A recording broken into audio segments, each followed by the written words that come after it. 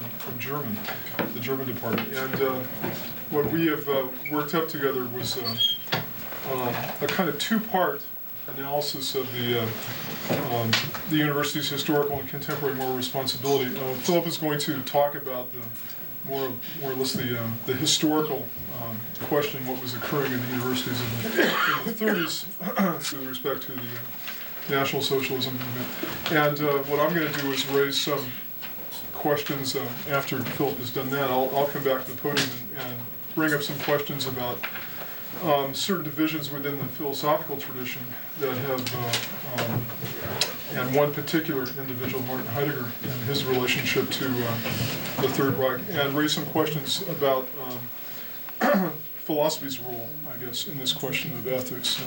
So I want to turn the podium over to Philip Beard, who I have not read his Vita, so I don't know. I didn't do my research on that. Thanks. Well,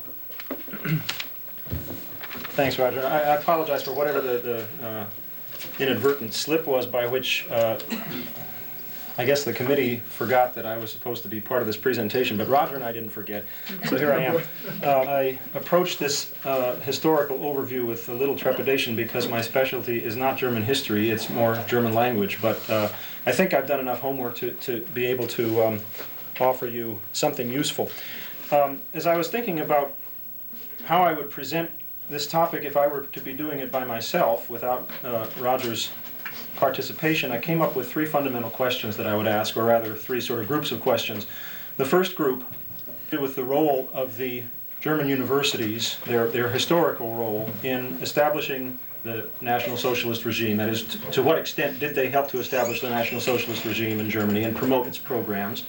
And conversely, in what ways did the National Socialist regime effect changes on university function and university life?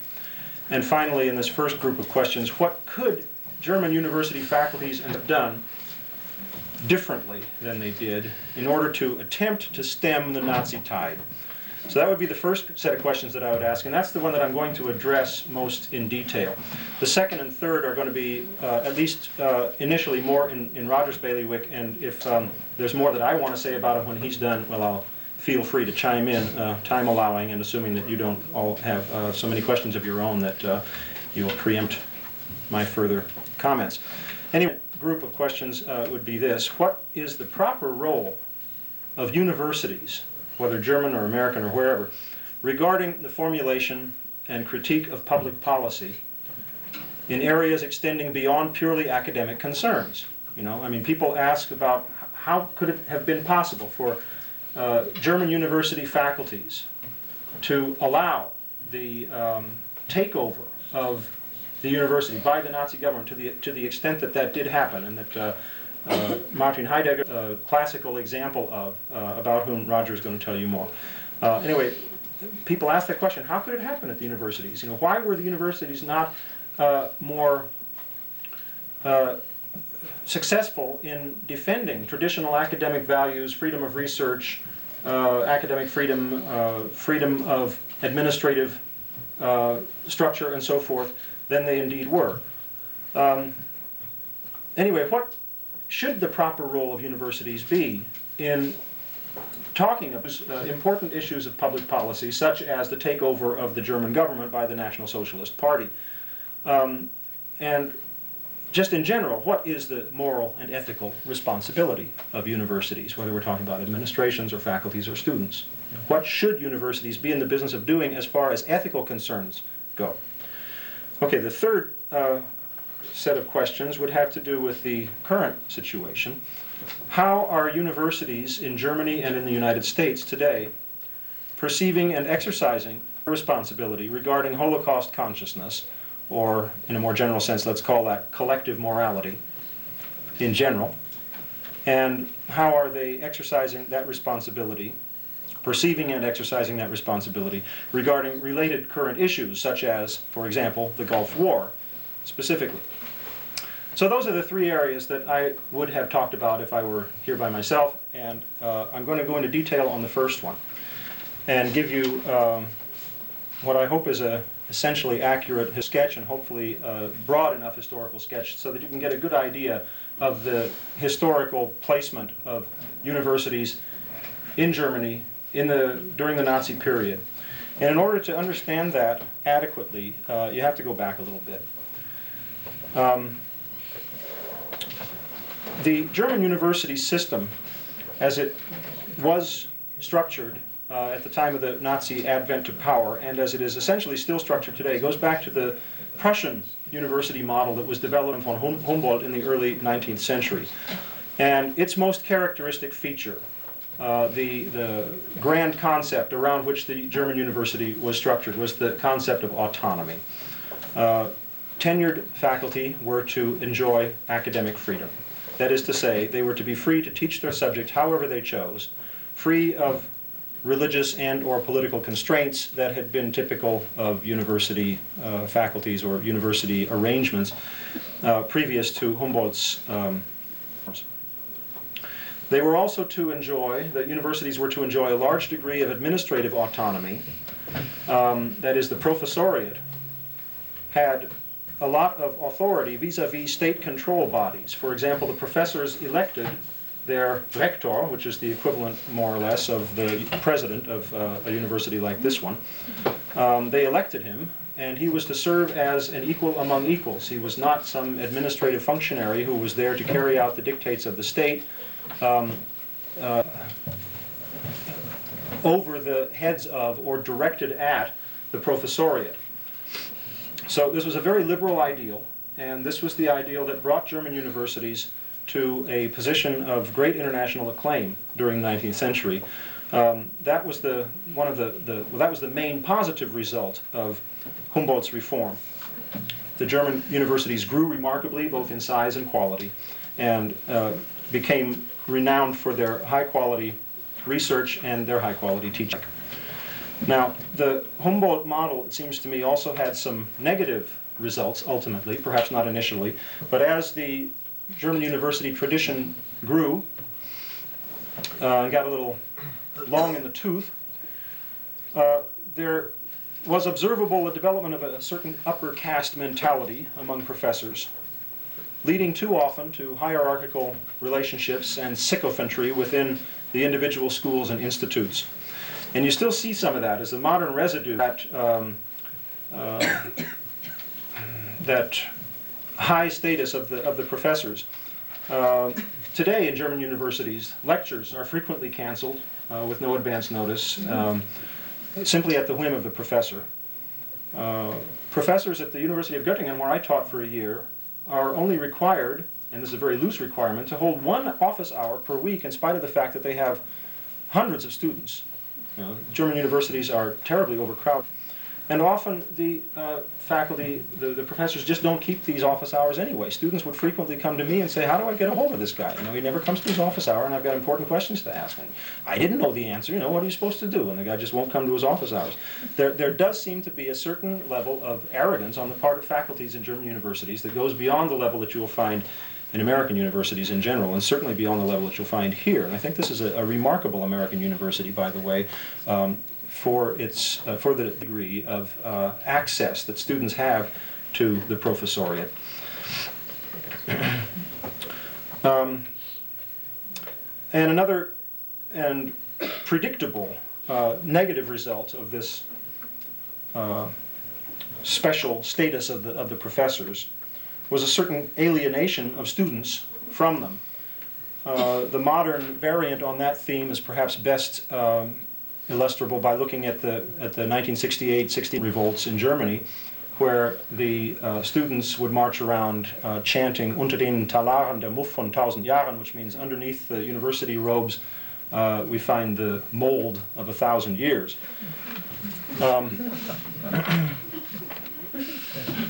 Things have changed a little bit since the late 60s.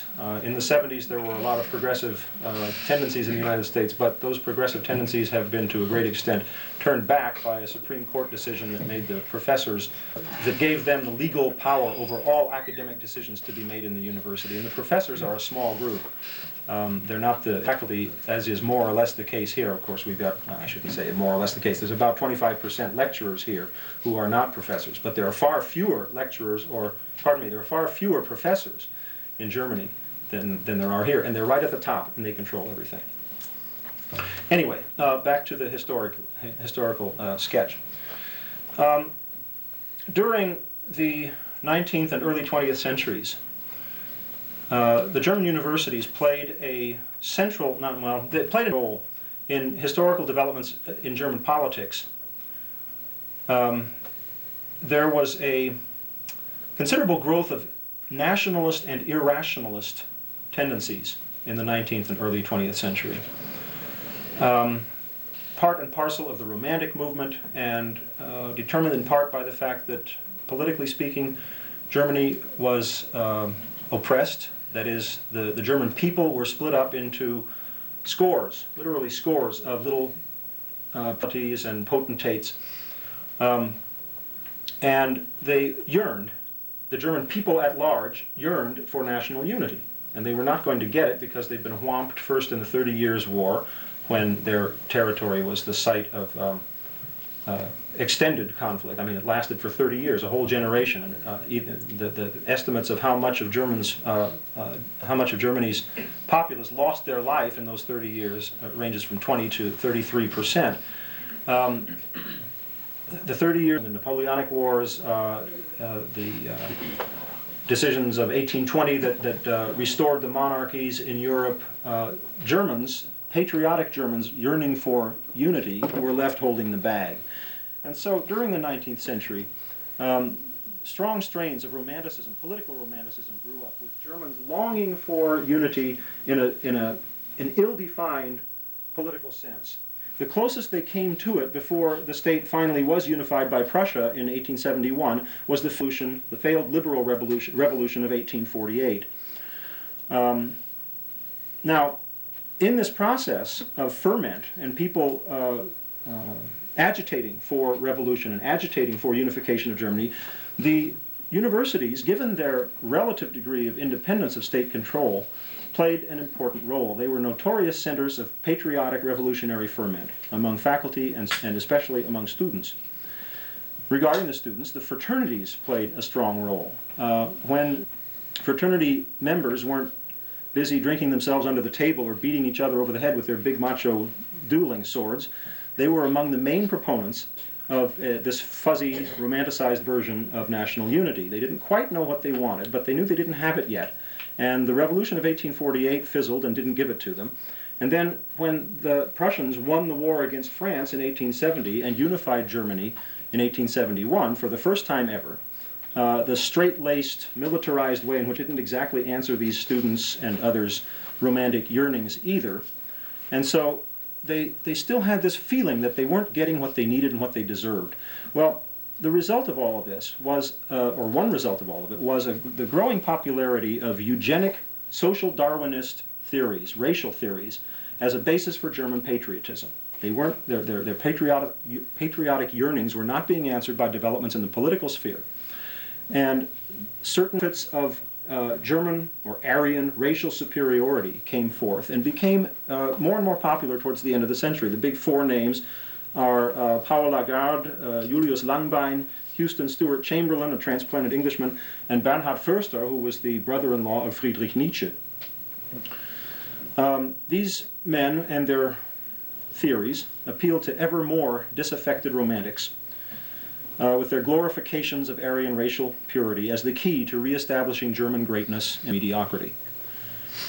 So that's the kind of general ideological trend that was happening very strongly towards the end of the 19th century, was becoming more and more popular in universities, especially among the students, especially among the fraternity members. And that is the backdrop against which then World War I happened, and the Weimar Republic came into existence and made changes of its own in the university system and had problems of its own in all kinds of other areas that affected the self-image of German university students and professors. What was the predicament of the universities during these Weimar years, that is basically the 20s up until 1933? First, as you know, or probably know, there was an immense inflation that took place in the years 1922 and 23 that basically ruined the German middle class. And this inflation-rooted loss of middle-class vested incomes was particularly devastating to German academicians and to students too, who were by and large rather poor 20s. Their abrupt loss, the students and the faculty's abrupt loss of material status, made them arguably even more desperate and disillusioned than the poorer classes, the working classes in German society. Second factor after the inflation, enrollments at German universities during the 20s ballooned thanks to the progressive national education and social policies pursued by the Weimar government. The result was extreme crowding, disruption of the hallowed quaintness of traditional academic life, the genuine malfunctioning of the academic process that I think bears comparison very well with what's going on today in German universities, where you've got the same basic overcrowded situation, students not knowing how they're going to be able to take their exams, the whole thing oriented towards exams, and very depersonalized and industrialized, one might almost say. Anyway, in the 20s, even more than now, the results were protests, disruptions of student life, for example, Nazi students trashing Jewish fraternities, misogynist treatment of women students who were perceived as robbing men of their rightful place in the academic order, and harassment of liberal professors. There still were some. The Nazi student rallying cry, or a Nazi student rallying cry of 1933 was "Up with the state, down with the professors." And there was a growing perception among students and faculties alike that the Weimar government, bound up as it was in the humiliating the Treaty of Versailles and hamstrung by its chaotic multi-party structure, was simply unable, whatever it might have been intending to do, it was unable to address the crisis and meet the university's real needs. Well then, as we know, the Nazi government came into power in 1933. How did it address these needs? The sort of collective concept for the Nazi approach to education was the same concept as its approach to other areas of public life, namely Gleichschaltung.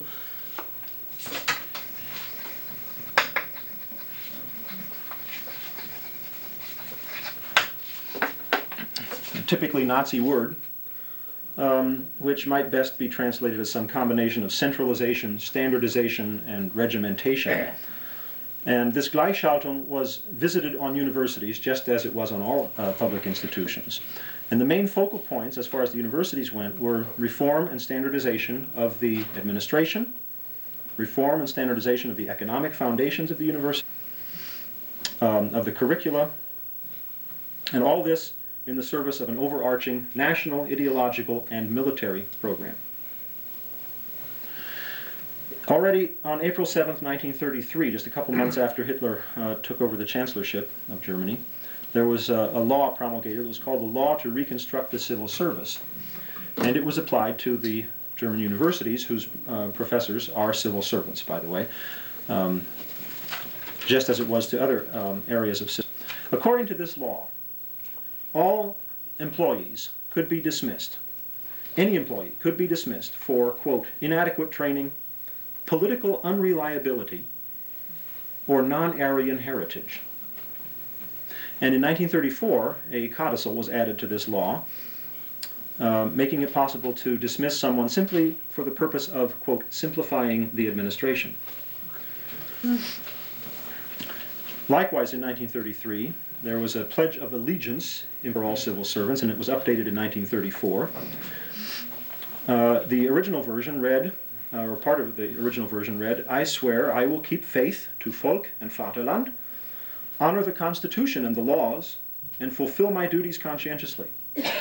And 8 months later, in 1934, the new version struck the reference to Volk, Vaterland, Constitution, and laws, and it now read, "I will keep faith, I swear I will keep faith to Adolf Hitler, Führer of the German Empire and people, and I will fulfill conscientiously," whereby, obviously, one's duties became definable in toto by the Führer.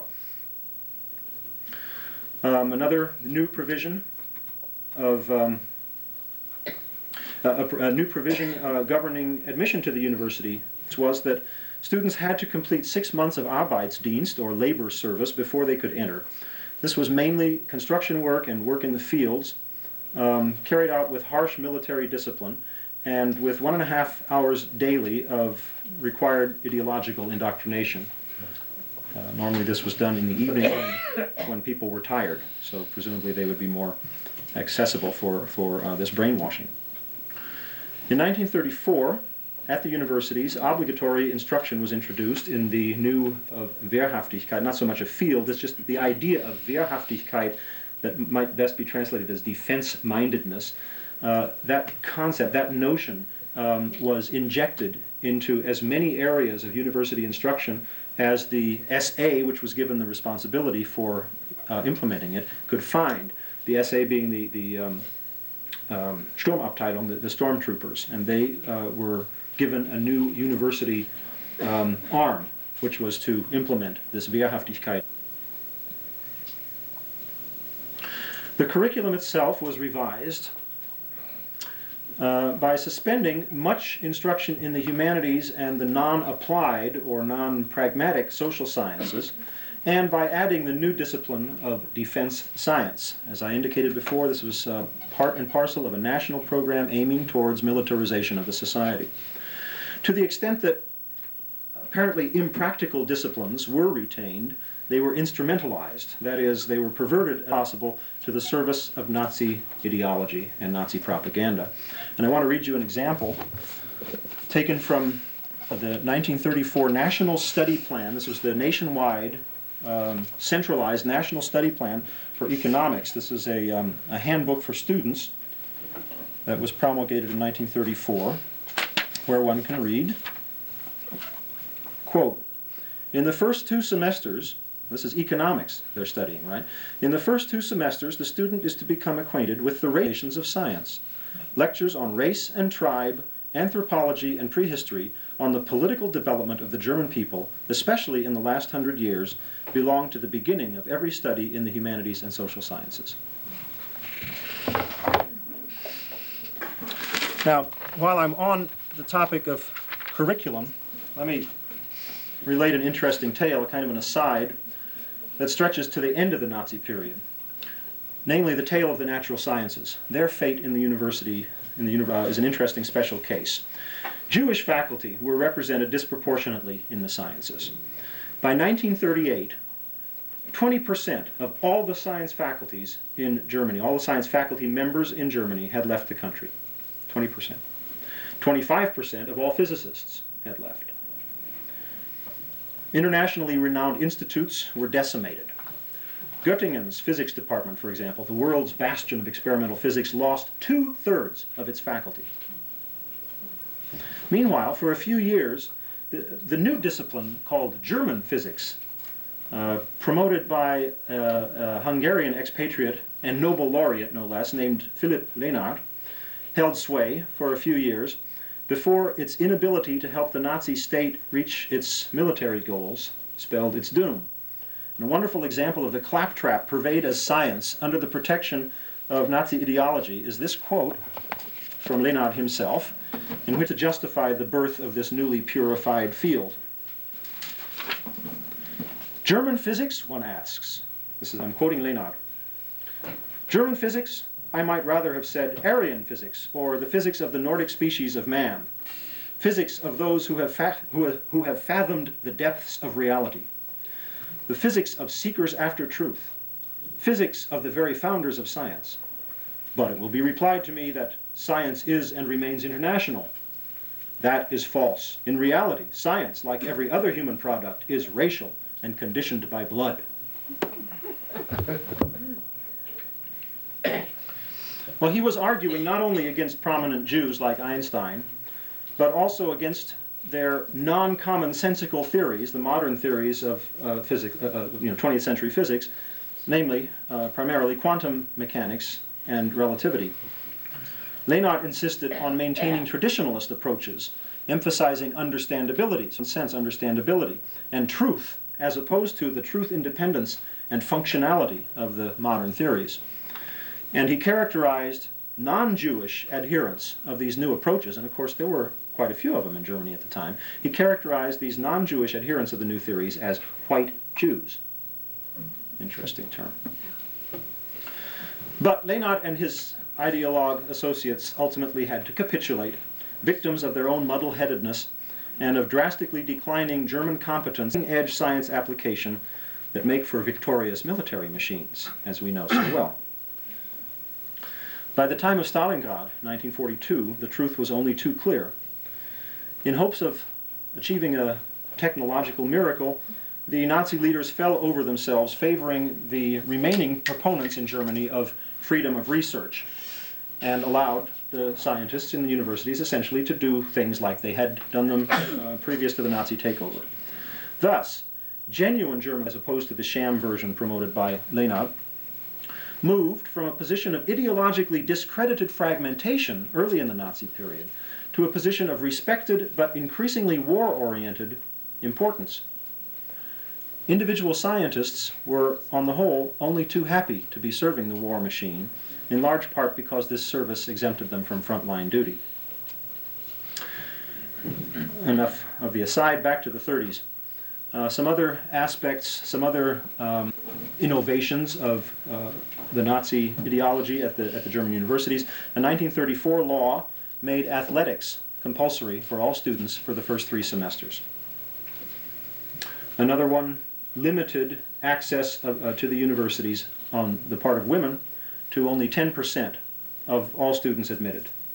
Previously, that is up until, let's see, I think in 1932 the total had been around 20%, and throughout the 20s it had been year by year different, but on the average about 20. The Nazis reduced that to 10 as part of their misogynist, very strongly male-oriented ideology. Selection was a guiding principle of all National Socialist educational theory and method, and reached its culmination at the universities. The universities were to function as the final stage of a process designed to produce superior individuals, primarily men, of course, selected for their supposedly Aryan physical, moral, intellectual, and eugenic characteristics. So the ultimate goal was to build new racial elite.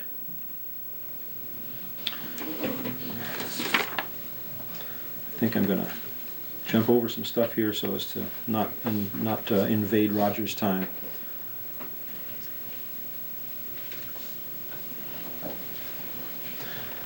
The overall loss of faculty at German universities, already in the first 2 years, German universities lost about 15% of their faculties, thanks to these for dismissing people who didn't fit the Nazi mold. Many other faculty were not outright dismissed, but were reassigned to universities. These were, uncomfortable faculty who were perhaps not Jewish and not social democrats, but they were uncomfortable for other reasons. They were reassigned to other universities, temporarily suspended, subjected to pay cuts, and otherwise harassed. And I want to read you a contemporary description of their lot. This book that I'm quoting from, by the way, is a fascinating little book by one, what's his first name, Edward Yarnall Hartshorne Jr., tutor in sociology at Harvard University. It was published in 1937, and it's a study of what was going on at German universities at the time. It's really very intelligently done. 102.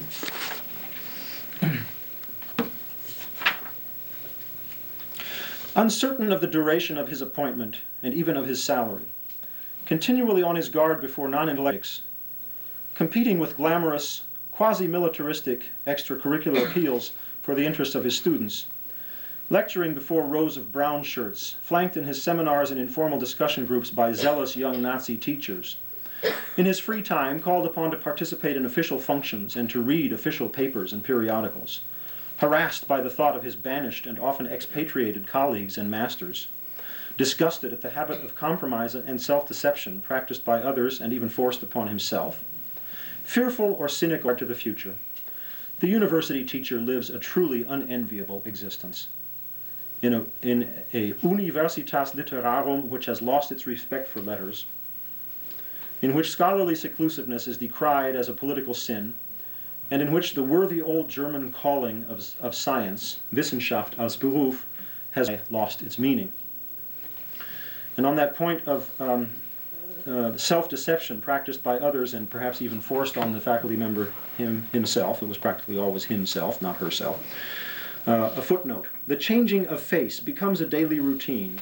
For a seminar, for a march with the SA, or for a private chat with a foreigner, for each of these a characteristic front is adopted.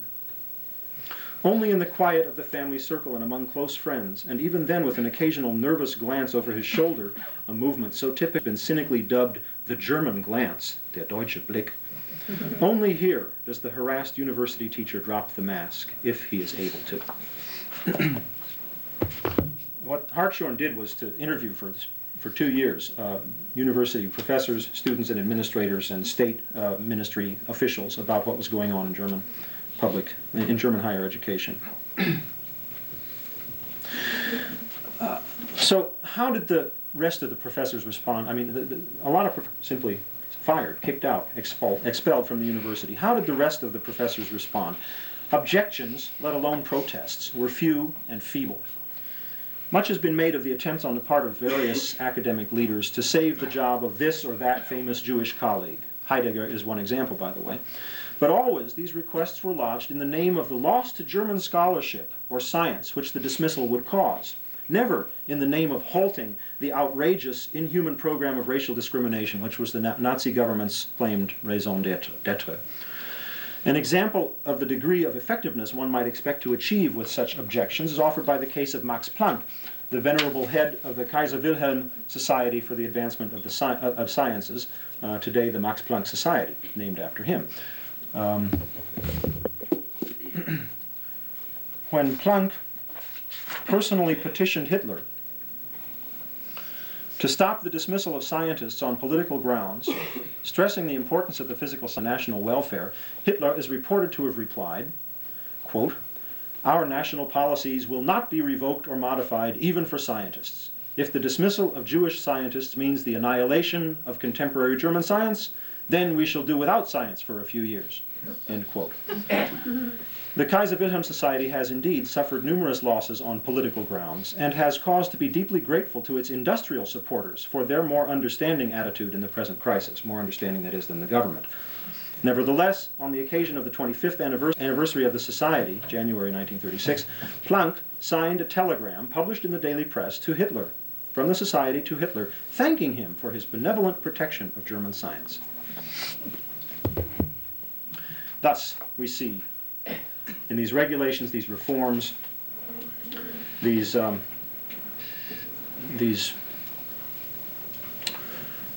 embarrassments, a thoroughgoing perversion of the ideal of liberal university scholarship. Far from enjoying academic freedom to seek the truth, scholars under National Socialism, in the chilling words of a theoretician writing in the Journal of the German Student Association in 1935, quote, "are driven by a command, and they seek knowledge only to be able to obey the command," end quote.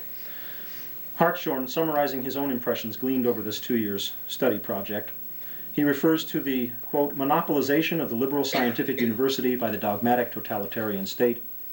Scholarship," he says, "has become the political of a secular theocracy."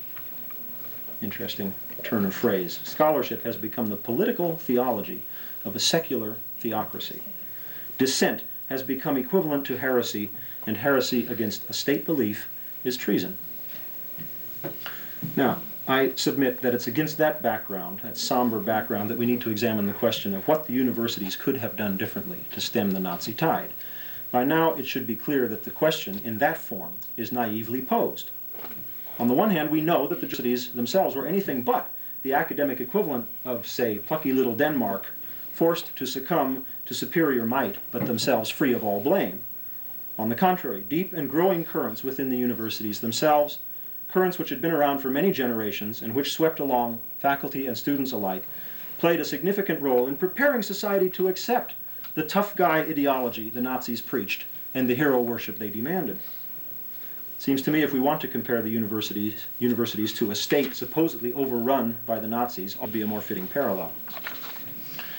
And on the other hand, it is Pollyannic for us to assume that individual anti-Nazi protest by faculty, students, or administrators could have had any effect but the one that it did have in the few cases where it was attempted, namely the discrediting, firing, jailing, or in the war years, the execution of the protesters. The most famous example of that, of course, is the White Rose Group in Munich in 1942-43, Hans and Sophie Scholl and their student co-conspirators and the philosophy professor Kurt Huber. It's available as a movie, Die Weiße Rose, the White Rose, and I think you can get it in better video shops. In contrast to the view offered us last week, that Germany's bystanders were perhaps the worst offenders against public morality, I offer the following quote from Thomas Ellwein's recent book entitled The German University. He says, as Theodor Fontane noted in his novel Stechlin, heroism is an exceptional state, usually result in personal emergency. Fontane's view was confirmed in post-1933 Germany. The heroes of the genuine resistance were few, and the university faculties as a group were no exception. Still, we might note the hypocrisy inherent in their passive stance, which didn't square with the high moral credit they had been accustomed to claiming before Hitler's accession to power. That credit, that high moral credit, therefore, was all used up by 1945. It has never been regained. End quote. How then should we properly pose the question of university ethical responsibility? How can we make good on a claim to high moral credit? Leaving aside the immutable history of the German post-1933 situation, what, if anything, should university faculties and students be doing now in order to nip any incipient tendencies to Holocaust-like developments in the bud? Well, one might respond, we offer courses like this one. We're supported bracingly by off-campus the Offnity, and students enroll in relatively large numbers. Thus, we try to spread the word and the warning. And we write our representatives and we put ads in the paper arguing as concerned academicians for the propagation of sane, just, humane public policy. But is it enough? I don't know. Small h holocausts are still happening, and our government is sometimes culpably involved. The fact that they haven't happened on U.S. soil for a while doesn't exonerate us of the duty to examine the degree of our own complicity in these shameful events and to examine our acceptance of them. Nor does it exonerate us from the duty to undertake concrete steps to keep them from happening again. And it seems to me that this examination and this proposal of concrete steps is what Ernst Tugendhat is attempting with his essay on the Gulf War. More copies available, by the way, for the bargain price of 50 cents. And it seems to me that a small number of American academicians like Noam Chomsky are attempting this same kind of examination and the same proposal of concrete steps. To me, they demonstrate a commitment to critical examination of available information and to responsible participation in public debate that I think is the best contribution university faculty can make. Surely more of us, and more students as well, should commit ourselves to that practice. Whether it will be enough to stave off future holocausts is open, unfortunately, to some doubt. But we must do what we can. There's more that I'd like to say, a bunch that I skipped. But it's time for me to step aside and let Roger Bell do what he can. So thank you for your attention, and I'll welcome your questions after Roger's finished.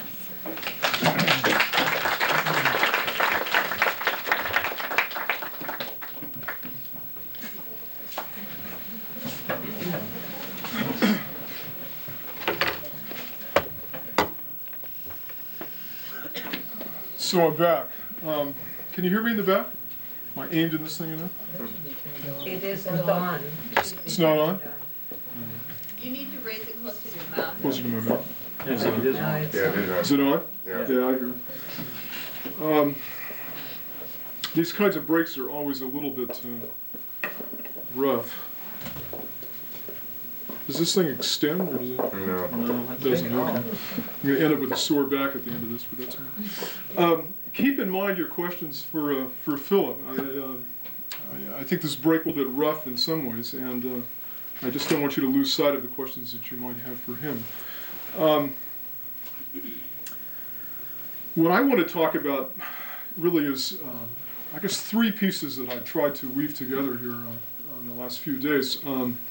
One having to do with some questions and clarifications that have come up actually in a couple of preceding lectures that I was able to hear, and also this question of Martin Heidegger, and more importantly, I think it's what I really want to talk about, focus on in this paper I'm going to have to read to you. Really has to do with the current phenomena within philosophical proper, within the profession of philosophy, in dealing with questions that have been raised by new findings having to do with Martin Heidegger's involvement with the Nazis. So let me begin. My responsibility here today regards just one of these stories that has to do with intellectuals that in the university that succumbed to National Socialism. That of the famous philosopher Martin Heidegger, whose teachings even Alan Bloom in the bestseller book, The Closing of the American Mind, a few years ago, called the most powerful intellectual force in our times. Long known to have joined the Nazi Party in 1933 as the Freiburg University, it was generally assumed that such participation ended soon after when he gave up the rectorship in 1934. This story has actually surfaced a few times before. Initially, in 1945, during denazification hearings at Freiburg, which at that time stripped Heidegger of his right to teach at the university, and in fact denied him emeritus status, which meant he couldn't take part in any activities of the university. However, these rulings were later in 1951. The second time in which Heidegger's association with the Nazis became public debate was soon after in 1946 and later in 1947 through 1948.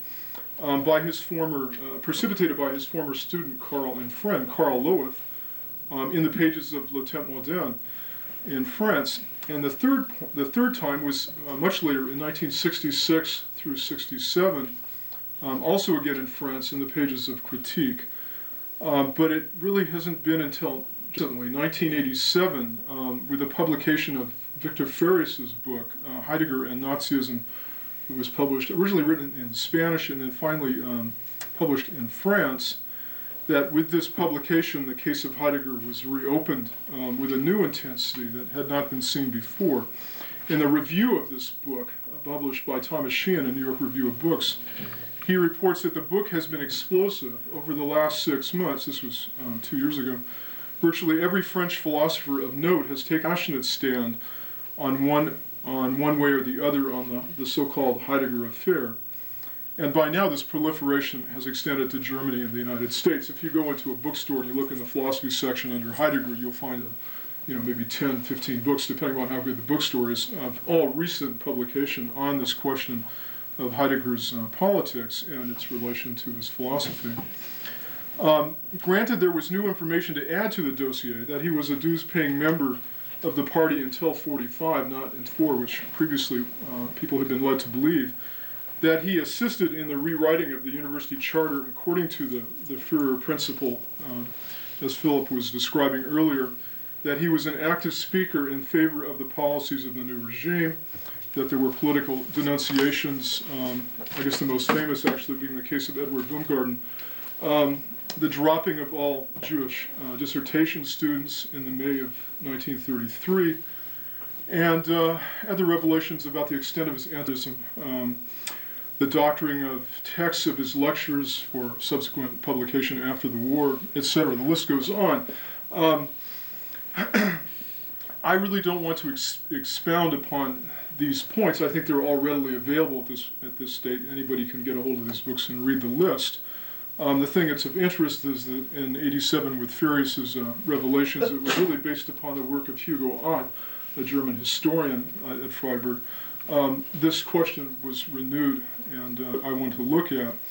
The other features, I think, of the case that are of interest and germane, I guess, to the timing of all this is that it wasn't until his death in 1976 that an interview that had been made with Der Spiegel in '66, and the previous time in which this question had arisen, was finally released. He had made an agreement with Der Spiegel that the interview would not be published until after his death, and so after '76, this interview was made available in German and subsequently translated into other languages. Also, the rector address, which he gave in '33, which really marked this kind of turning point in in trying to apply certain of his philosophical principles to this question of how the university was to be run according to the Führer principle, was finally published in 1983 in German, along with an essay that he had written called The Rectorate 1933-34 Facts and Thoughts, that he had left with his brother, I believe, leaving the question as to when an appropriate time would be up to him. And these two documents were published in '83. But the question that has provoked the controversy is whether the political involvement is implicated in his philosophical work. I mean, this is the big question.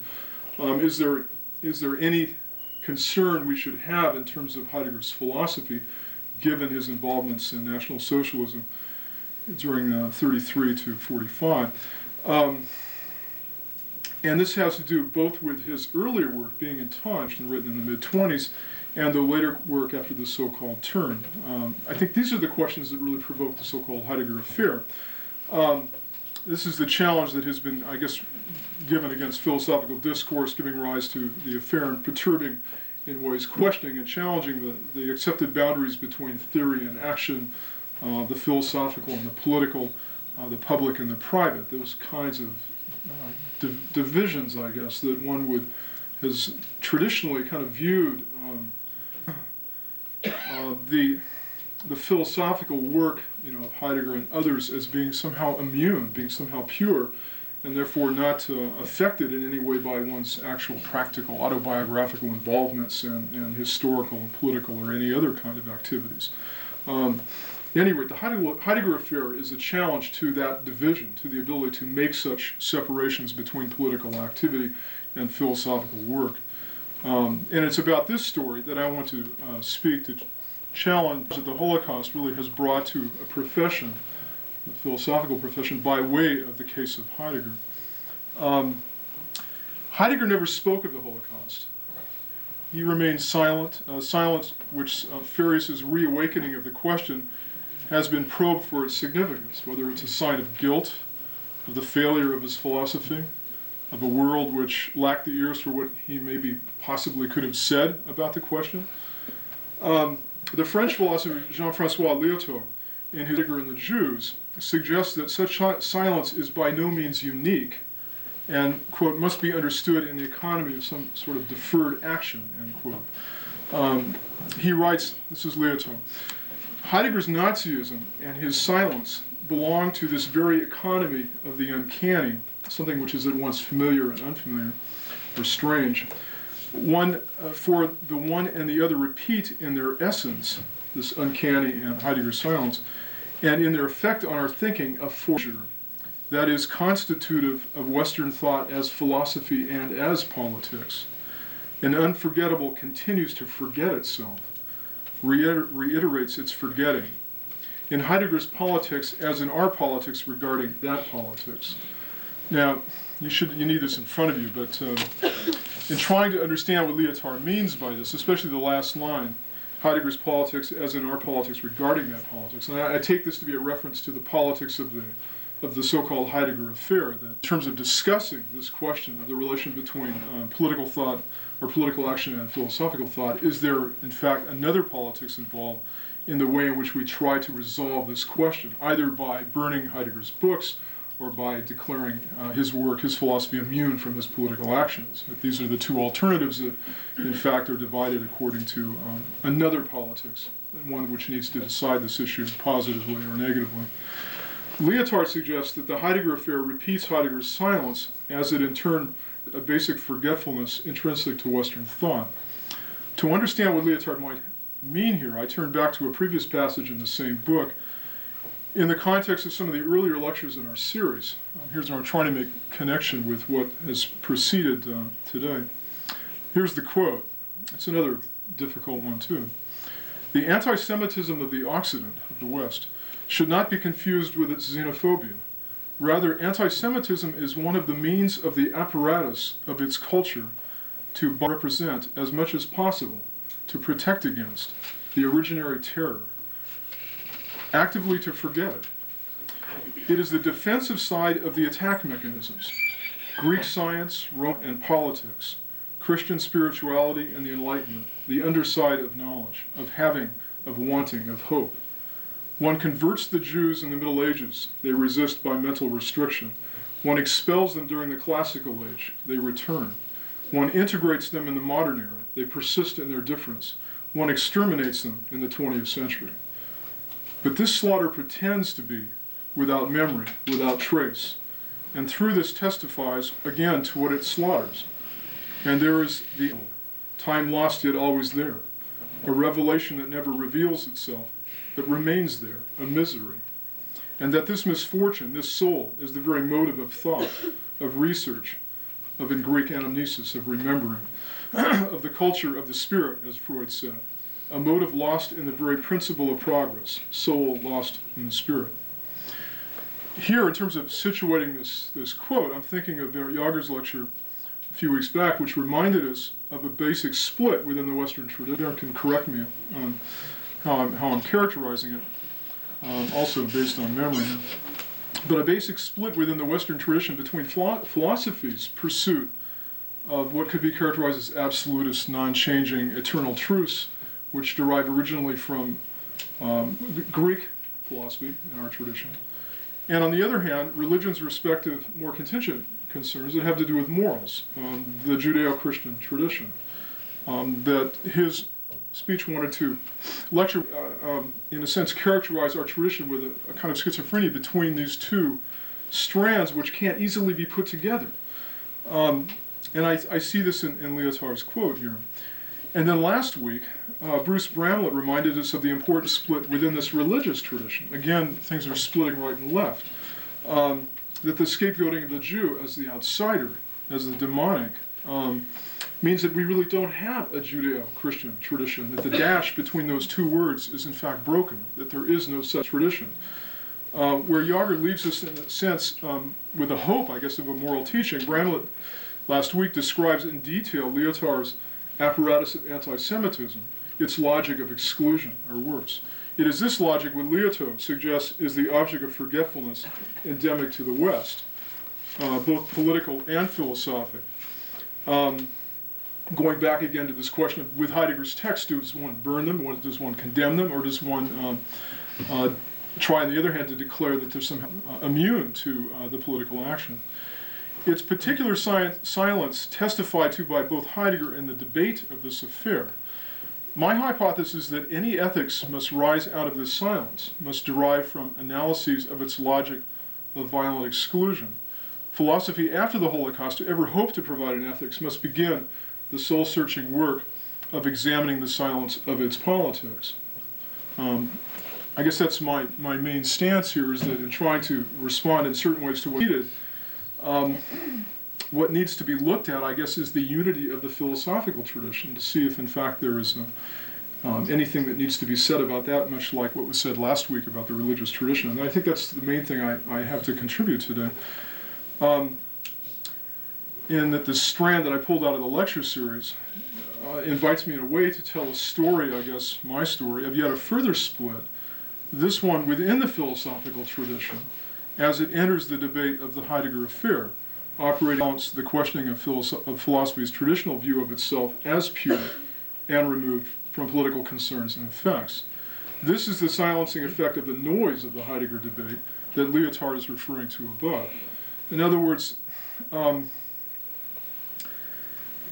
that in the Heidegger affair, in other words, not the question of what happened in the 30s and early 40s with Heidegger, but the question of how it's received historically now, after Farius's book in this Heidegger affair, Lyotard suggests is repeating again a silence of Heidegger's silence on the Holocaust, and it's this question that I want to address, because the only way to make sense of this silence is again to speak, is to attempt to speak, I guess, of some sort of conflict, some split operating within the philosophical profession, which again doesn't want to discuss this issue, wants to simplify the issue in terms of burning the book or simply declaring it immune. And this brings me to another part of the second part of my paper, I guess the core of it, which is really a way of narrating the Heidegger affair from some subsequent developments that I hope I can spell out in a fairly clear fashion. playing with this question of memory that Lyotard has set us and placed in our mind. Does anybody remember the Paul de Man affair fairly recently? Paul de Man, the professor of comparative at Yale, who died a few years ago. How did it come to your attention? Did it? Have you forgotten? Was it the press, the New York Times, the Newsweek, the Nation, the Village Voice, Literary Supplement? The quotes were, Sterling Professor of Humanities, who died in '83 while chair of Yale's Comparative Literature Department, wrote proto-Nazi articles or anti-Semitic articles for the Brussels newspaper La Soir between 40 and 42. Now do you remember? If anybody's heard of Paul de Man. Were you indeed informed by the press regarding his legacy, this legacy's work to his readers, his students, and himself? But what does this mean? Do we read his work differently now? Or rather, would we read his work differently if we were to read it, intrigued, more apt to, or not? In other words, I guess also with Heidegger. I mean, is there something more intriguing and interesting and important, I guess, in reading his work now after knowing that there's this connection between he and Nazis? The same thing with Paul de Man. How do we change the protocols of reading or rereading given these new revelations? Try the opening paragraph from an essay called Deconstructing de Man by John Wiener of The Nation. Quote, a scandal has erupted in the powerful school of literary criticism known as deconstruction, a term that's usually applied to Paul de Man's work. Recent revelations of Paul de Man, the Yale professor who founded this school in America, wrote more than 100 articles for anti-Semitic proto-Nazi newspapers in Belgium during World War II, has generated a great deal of comment about both politics of deconstruction. De Man, who died in '84 at age 65, had concealed his political past from colleagues and students who were shocked and dismayed by the revelations. In the month so since his past was brought to light, de Man has become something of an academic Waldheim. End quote. How is the reader to separate the duty to inform from the political bias equally informing such journalistic writing? And here it is apparent that the press's rhetorical charges, well beyond reporting the facts, do not find their source in journalism itself, but rather with certain academics. John Wiener, while a contributing editor of The Nation, is a professor of history at the University of California at Irvine. Implicated in such journalism is the very suspension of the important difficulty these early writings imply for any interpretation of de Man's later work. This legitimate question, of how do we read de Man after these revelations about his having written for Lewisov in his early 20s. The legitimate question is the political expediency of an academic smear campaign against deconstruction, a philosophical theory deriving not from de Man, but from a Frenchman by the name of Jacques Derrida, writing 25 years after the question articles by de Man. What is the connection? How can Derrida be implicated in what de Man was able to write half a century ago when there was no question, and with good reason, of deconstruction? That's Derrida's own words. And yet Wiener's final paragraph leaves little doubt about his intention. The de Man materials came to light not long after revelations about Martin Heidegger, the German philosopher acknowledged by Derrida as the intellectual progenitor of deconstruction. Heidegger's commitment to Nazism was much stronger than has previously been realized. According to a new book by Victor Farias published in France, a reevaluation of the politics of deconstruction and the writings of de Man is now at the top of the agenda of both the deconstructionists and their critics, end quote. What is the logic of such political displacement here? Does this ease of deflection of the interpretive question regarding the reading of de Man onto deconstruction's legitimacy within the academy evidence another war waged across a different set of boundaries and proprieties, ones which deconstruction from its inception has sought to question, i.e. the philosophical tradition and the structure of the university? How is it that the general political question gives way without the least resistance to academic politics? Mustn't we locate an additional reference for ethical inquiry in this slippage? Isn't the first charge serious enough that an additional one is unwarranted? But where can these questions find their example in my story? Is it a coincidence? If in frames and boundaries themselves, such coincidence must be noticed at least circumstantially. With this discourse on politics, so many politics. While Wiener writes about Yale, specifically its powerful school of literary criticism known as deconstruction, Yale's de Man who founded the school in America. He is writing in and from Irvine, a younger school, but one noted for its part-time residence of none other than Jacques Derrida in the critical theory department. This might sound like gossip, but hang on, okay? Is there a story of incidents, an intrigue of interdepartmental powers? Could the fact that Derrida is Wiener's own colleague, at least part of the year, be related to this attack upon deconstruction? And what of the network traced in Wiener's article of those phone calls to other departments and universities in seeking out reactions and judgments regarding Demon and deconstruction's complicity, its politics? Don't such names as Mailman, Miller, Sad, Lentrica, Groff group themselves into an anthology of contemporary debate in literary criticism? Is this debate, its old established defenses of the agon, of facing the real questions raised regarding Demon, those same questions that have been raised about Heidegger? Interestingly, this selection of experts serves at the same time to focus on the person of Demon, his work and teaching in literary criticism. No one is interviewed who knew him in Belgium, where he wrote this work in this form, while avoiding any real consideration of deconstruction itself as a philosophical theory. This is what first caught my attention about this unfolding of this story, is that no philosophers wanted to raise any questions about the connections between deconstruction and Nazism and ultimately the Heidegger affair. When Wiener, in his article, opens this wider questioning of the politics of deconstruction, he consults his colleague at Irvine, I. Hillis Miller, whom he calls the, quote, the leading deconstructionist in the United States today and a friend of Demon, end quote. In the sense of today must be questioned. What day was this? Are he and Derrida on different schedules? Was Derrida out of town that day? This was written in the fall, while Derrida Irvine in the spring? While Miller is on the next page quoted as holding, quote, I see no connection between Demon's collaborativist writings and deconstruction, end quote.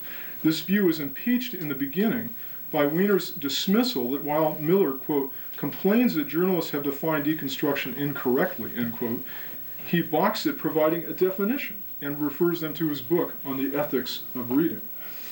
Can we raise this question to Wiener? Have you thought of it? Why didn't he consult a philosopher in this deconstruction's complicity? Is this question of deconstruction in America limited to literature departments even while it is condemned as a philosophical theory indebted to none other than Martin Heidegger? Or is it merely a limiting of the defense? The total absence of any philosopher in this article is significant, not just the convenient absence of Derrida and collegiality. But this significance doesn't speak to Demon's politics and the question it poses to his later writings. Rather, it indicates a fuller context within the university, which is highly politicized with regards to deconstruction of philosophy. Of course, this is an old story, and only marginally related to the narrative that is still opening one slow step at a time. But what of Yale? That Yale has attained a reputation for literary criticism, the so-called Yale School, is now unimpeachable, even while the name of its central figure, Paul Demon, is challenged. Deconstruction's role in this reputation was due to the part-time residence of Derrida in not the philosophy department, but on its invitation, the comparative lit department. How does this problem of translation from philosophy to literary criticism mark this movement from France to America by way of politics? How is it that philosophy departments have managed to avoid this controversy over a new critique of rationalism from the continent, the seemingly proper domain of this discipline, relegating the controversy spread across the journals and the media to the literary establishment? In other words, there's a kind of diversive move here by the reception of this question of the Heidegger affair within the issue of Paul Demon has been a way in which the philosophy profession has been able to, in a sense, deflect the critique of their own needed self-examination between this question of the philosophical and the political. It's been pushed off onto literary departments. How has the philosophical establishment managed to so limit Derrida's deconstruction to literature departments, sequestering itself for the serious pursuits of American professional philosophy's safe disruptive influence at each of the spots on Derrida's American itinerary, which goes from Johns Hopkins, Yale, Cornell, Chicago, Irvine, and others, actually? Within this silence from the philosophic community regarding the case of Demon and deconstruction lies another powerful story, one that involves many woven voices, and this is a story of pluralism, a pluralist movement that was initially formed in New York and has affected basically, I guess, the major philosophical associations, specifically on the East Coast and the Midwest, to affect the Pacific Coast. Appearing just 28 days after the New York Times broke the DeMond story, marking the meetings in New York of the American Philosophical Association's Eastern Division, was in an article entitled, quote, "Philosophical Rift, A Tale of Two Approaches," end quote. As unusual as anything concerning professional philosophy is to be found in a major newspaper, this story, to the uninitiated, regarding a struggle within the profession over its very self-identity, must have seemed arcane and obscure. Yet there is a connection to the more noteworthy scandal revolving around Yale's Paul DeMond, a connection which the story comes closest to in citing the names of Nietzsche, Heidegger, and Sartre as the founders of the quote more freewheeling literary traditions of Europe, the Continentals. Why does this controversy remain immune from the challenges brought earlier that month in the same paper to deconstruction, a primary inheritance of the Continental tradition by the early writings of DeMond? What this article was about this split within professional philosophy between the so-called Anglo-American analysts and the so-called continental philosophers. A kind of split which has been initially, I guess, was founded somewhere across the channel between what was going on in England and what was going on in France and Germany, which in subsequent years has kind of spilled over into ways of characterizing what goes on in departments within the United States under the heading of philosophy. This article, New York Times, presents a struggle in the APA between the pluralists and the analysts, in the words respectively of two philosophers, Charles Sherover of Hunter College and Ruth Barkus Marcus of Yale. Sherover opens with a paradox that, quote, "You're much more likely to find philosophically minded people outside of philosophy. Because if you are," this is the pluralist view, "if you are philosophically inclined, you'll probably have been excluded," end quote. Now, what does he mean here? What is the nature of this exclusion of an appropriate mindedness noted from within the department at Hunter College? How could a discipline become so confused as to what counts as philosophy, and towards what does Sherover take the analysts to be inclined in their departure from the proper business of philosophy? The charge levied against the analysts is too great a stress on logic, language, and empirical data, he says, a general mimicking of the sciences. But Ruth Barkin Marcus appears to dismiss the idea that there is a genuine intellectual quarrel taking place. She argues, and this is a quote, "There was a close connection, philosophy and science. Plato's Academy bore the inscription, quote, 'Those who have not studied mathematics shall not enter here,' end quote. Leibniz invented the calculus, Spinoza wrote of ethics like geometry. Nobody's more analytical than Descartes," end quote. Of course, all this is correct. Marcus's dismissal of the view that such an analytic approach does not properly belong to philosophy's tradition. Its mindfulness and inclination must be accepted. Yet, is the question here one of the sense of the proper, of the genuine? Does Marcus have this choral self-destruct behind a variety only again concealing the stakes involved? Philosophy's important properties, that which divides the powers of Yale and Hunter respectfully, two departments that, in terms of reputation, are clearly divided. This quarrel, which isn't one that interestingly invokes boundaries from both sides in its dismissal, one side invoking science and the other, interestingly, literature. Marcus throws the case out of court without further hearing. Philosophy has always been supported by the science in its charges. Besides, where is one to find a jury for case? There is no case, and yet the article mentions a name, a Sherover ally, again, the New York Times article, within the seat of Yale's power, Marcus's department, John E. Smith. How can the seat of power from which Marcus speaks with such unanimity be divided over this quarrel which is not genuine, according to her? Do we need to think in terms of another quarrel, one not genuine, not intellectual, ingenuous? Would this be political, academic politics, or other? And what are the relations of these terms? There is actually a clue in Marcus' dismissal. The examples she cites, documenting the involvement of philosophers with science throughout the tradition, date to periods before science's clear separation from philosophy, and noting science's new power. After this split, philosophers who then turned to the universities for work were asked to teach not philosophy, but science. Is Marcus's dismissal, then, jobs of protecting work in the university? How differently would Marcus' dismissal of the quarrel be decided if judged by scientists of even that period, and more specifically of her contemporaries? And charges from the other side regarding the literary silent charge of the question of DeMond and the implications for deconstruction, which never quite makes this philosophical debate, what have become of them? With regard to jobs, literature, like philosophy, first entered the university curriculum at the turn of the century, only then breaking with the quasi-scientific domination of philology and classics. Without traditional support, like that provided by science to its charge philosophy, this new struggling study of literature could be seen as a discipline that philosophy, once having been moved to the humanities, sought to distinguish itself from by appeal to its past lineage with science. Does the silence regarding de Man and Derrida at Yale derive from just this reluctance to consider philosophy's connection to literature, hiding an historical competition between departments that must in some fashion, from both sides of this controversy, some order to the boundaries? Is this the agenda of Marcus's dismissal of the pluralist quarrel?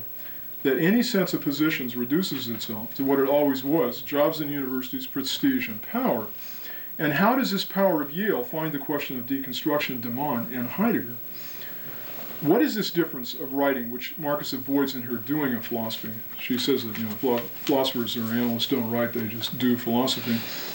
How does the effacing of any such writing implicate itself in our general theme of boundaries and politics? Writing always necessarily breaks off, breaks down, or just ends. At the end of another debate, one it would seem quite unrelated to our present concern, I came across a reference to a letter written by Marcus invoking just this power of Yale for a purpose that impeaches her own dismissal of that quarrel within philosophy of which the pluralists speak. This letter comes as a submission really by Derrida regarding the importance of writing and the danger of hearsay when linked with such question ends, the status of a debate which he had been John Searle of UC Berkeley over philosophical issues. This was a letter that arrives in another publication, a journal, I suspect, the New York Review of Books, cited by Searle in a review not of Derrida's work, but of Jonathan Culler's book called On Deconstruction, Theory and Criticism. It came out in '83. In this article, Searle cites a quote that he attributes to Foucault, which unfortunately was not ever written. It was a conversation he had at a cocktail party in Berkeley, in which he attributes to Foucault. Foucault at this point had died, so nobody could ever check his reference on this. In this review of Color, he says that Michel Foucault once characterized Derrida's prose style to me as terrorist obscurantism. And this location of this quote within the New York Review of Books review of Color's book by Searle is picked up by Marcus and pasted into which she evidently sent to the French government, the State Ministry of Research and of Technology in March '84 to protest Derrida's nomination as the director of the International College of Philosophy. Quoting Marcus's letter as it reached Derrida in France by way of the minister, who had turned out to have been a friend who intercepted this letter, regarding this description of his deceased colleague Foucault, the quote is this. This is Marcus's letter to the minister. To establish an international college of philosophy under Derrida's charge is something of a joke, or more seriously, raises the question as to whether the minister is the victim of an intellectual fraud. Most of those informed in philosophy and its interdisciplinary connections would agree with Foucault's description of Derrida as practicing obscuritist terrorism.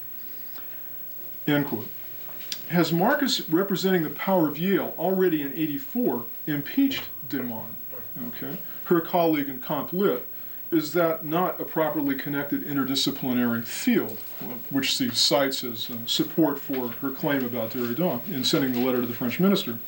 More embarrassing, though, however, obviously not to herself, who maintains that there is no genuine quarrel, is the presence at that time of Derrida himself on the faculty of Yale University, when she wrote the letter. Marcus and Marx's important difference between a philosophical doing and writing about other people's work along just that boundary thrown in by de Man and Heidegger that seeks to separate work and politics. Can we read in her letter, then, a complicity of silence concerning this quarrel and a possible cause of the conspicuous silence from philosophers in the press in the wake of de Man and its attack upon deconstruction? Also, what is the nature of this politics, its ethics, evidence in such a form of international academic politics? My assumption here is that, in fact, since I wrote this, one person who was a philosopher who has entered this debate upon the issue of Paul de Man with the connection to Derrida, to deconstruction, and to Heidegger for that matter.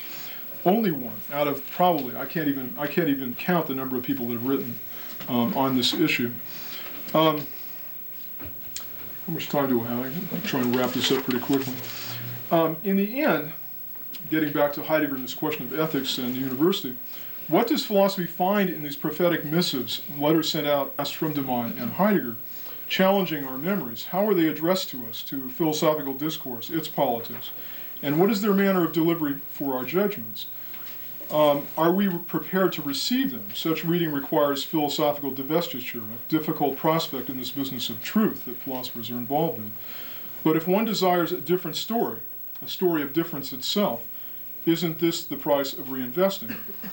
When met by silence, Deepen's silence, Heidegger's silence, Marcus's silence, one must question the stakes, challenge their politics, with a reading that best tries to elicit the difficulties and seeks discussion from within the difficult context of reading these journals, reading these dispatches.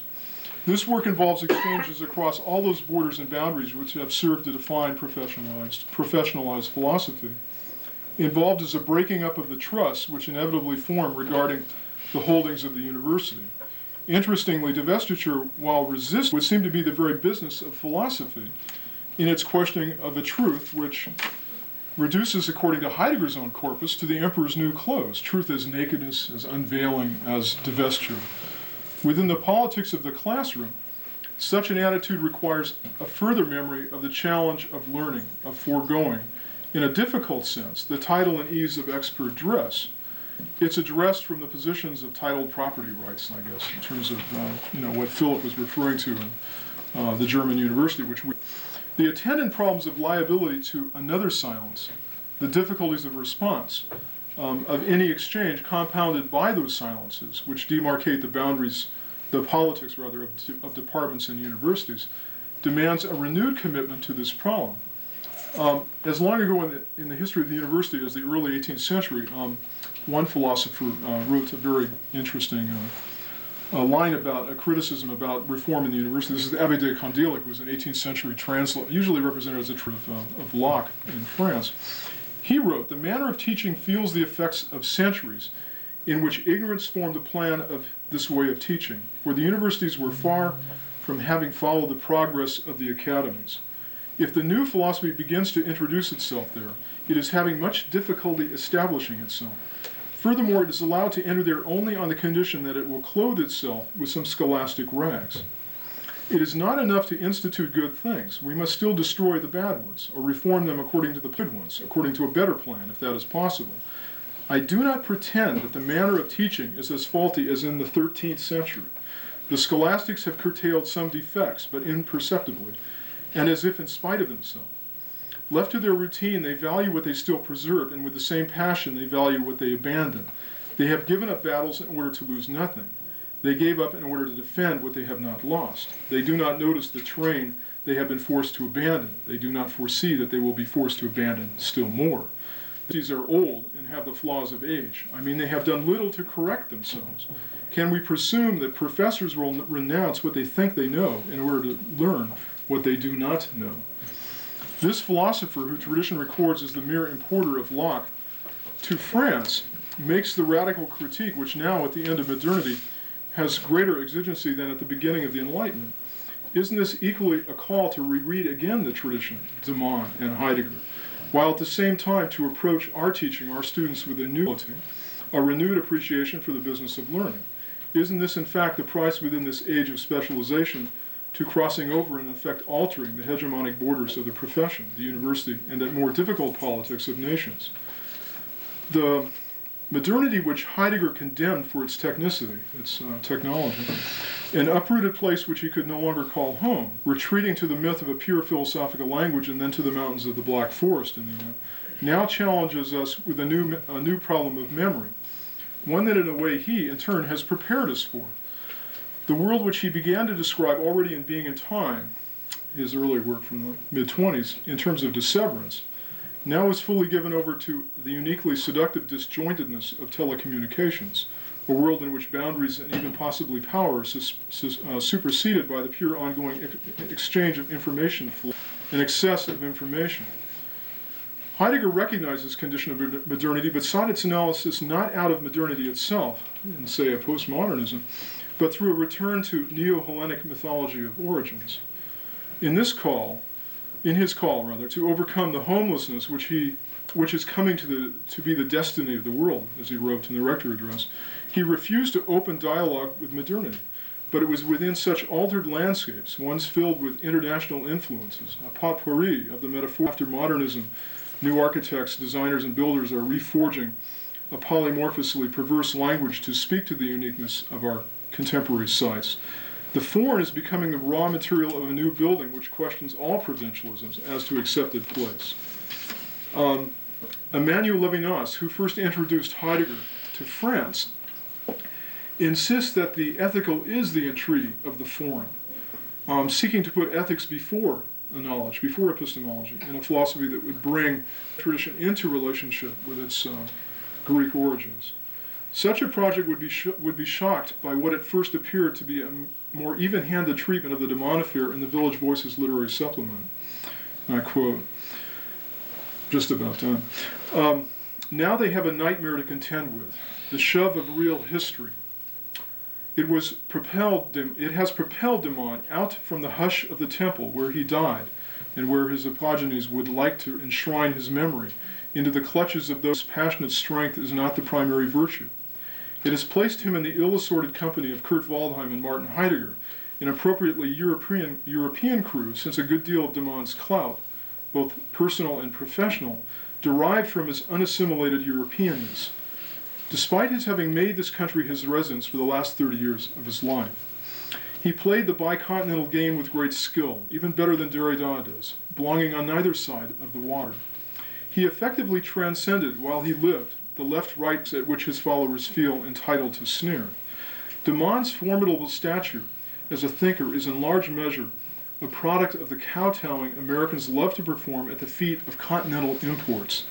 That ritual is particularly prevalent in literary academia, where the curriculum is mostly European and its peddlers suffer with reason, from a chronic shortage of self-esteem. Demon could not have attained his odd imminence outside of our marketure. Foreignness joined to an arcane vocabulary and a Germanic density of style lent him and his work an aura beyond the powers of any native son. End quote. Isn't it the shove of real history that has brought so many people to the shores of New York? Mustn't we remember this fact about Demon and others that left Europe in the 30s, either early or late? How can the question of Demon's early writings be read into an unassimilated, quote, immigration? How many people in this country would be on such a list? What is the cultural price of such assimilation? And how shocking an argument to read in none other than the Village Voice, right around the corner from the New School for Social Research. What ideological simulation of purity informs this argument against a philosophical discourse that has from its beginnings championed the marginals? And how closely this rhetoric reproduces in the information technology within the media, I suspect, the very logic of Heidegger's discourse and the Nazis, while at the same moment it claims to oppose it. Let me just read you one quote as a fitting ending. And this is from Derrida, again, and it comes in an essay that he had written upon this Nazi writings. And I think this has to do with the question of what is this logic of exclusion that Lyotard in the beginning of my paper suggests is repeating itself within the Heidegger affair and its debate, the silence that's still there through all the noise of the debate, which I've tried to describe in this kind of journalistic offering here. Derrida writes, quote, do we have access to a complete formalization of this logic and an absolute exteriority with regards to its ensemble? Is there a systematic set of themes, concepts, philosophemes, forms of utterance, axioms, evaluations, hierarchies, which, forming a closed and identifiable coherence of what we call totalitarianism, fascism, Nazism, racism, anti-Semitism, never appear outside these formations, and especially never on the opposite side? Is there a systematic coherence proper to each of them, since one must not confuse them too quickly with each other? Is there some property so closed and so pure that one may not find any element of these systems in discourses that are commonly opposed to them? To say that I do not believe that there is, not absolutely, means at least two things. One, such a formalizing, saturating totalization seems to me to be precisely the essential character of this logic, whose project at least, and whose ethico-political consequence can be terrifying. One of my rules is never to accept this project and consequence, whatever that may be. Two, for this reason one must analyze as far as possible this process of formalization and its program so as to uncover the statements, the philosophical, ideological, or political behaviors that derive from it and wherever they may be found. The task seems to me to be both urgent and interminable. It has occurred to me on occasion to call this deconstruction. I guess that's one definition maybe of deconstruction. Okay, that's my so why don't I open questions to both Philip and I at the same time? Yeah. Dr. Bell, going a little bit further back in the history of philosophy, is Friedrich Nietzsche getting a bum rap if he's called the philosophical father of Nazism? I mean, did he actually give these a lot of philosophical ammunition, or was he misinterpreted? And in that fashion, the ammunition produced. The question is, where do we factor Nietzsche into this whole reading? I don't think the Nazis needed Nietzsche, to be honest, but I think they used him. And I think in reading certain texts by Nietzsche, like on the genealogy of morals, there's two. I think you have to raise those questions about Nietzsche. Nietzsche actually in Ecce Homo says that someday my name will be associated with something ultimately monstrous, almost prophetic about what happened. I think you have to raise that question with Nietzsche, yeah. And people are, as a matter of fact. But again, it's a question of not an easy decision as to, okay, well, we'll burn Nietzsche's books too, or, he's pure of this. No, I mean, it's a question of reading history, and it's a question of, doing this interminable analysis that Derrida suggests, trying to locate the logic of such exclusion within texts. And even Nietzsche, my sense is that he's a polemicist as much as anything. But I think even Nietzsche misses at points. He can't control it. And then if you look at the period within which he's writing, the other influences, it's easy to see where he was getting his material, and why he was using, say, the similes that he used. But it's a good question. I think it has to be raised. So in other words, in terms of this question of tradition and the canon. Yeah, we have to reread de Man, we have to reread Heidegger, and we have to reread Nietzsche with these questions in mind. And I think that work is very important. Can I add something to that? Yeah, sure. Also, You don't have to ask. one of the sources that the Nazis used that they claimed was Nietzsche, and that at the time everybody thought was genuine Nietzsche, was the book called The Will to Power, which Nietzsche did not write. It was a book that was compiled by his sister, and let's see, was Förster still around at that point, or was that just his sister's work? His sister was the wife of Bernhard Förster, who was a great Aryan theoretician. And his sister, that is Nietzsche's sister, shared Förster's anti-Semitism and basic, approach to racial theory. And she took care of Nietzsche during the last 10 years, the last 10 demented years of his life, when he was basically a vegetable.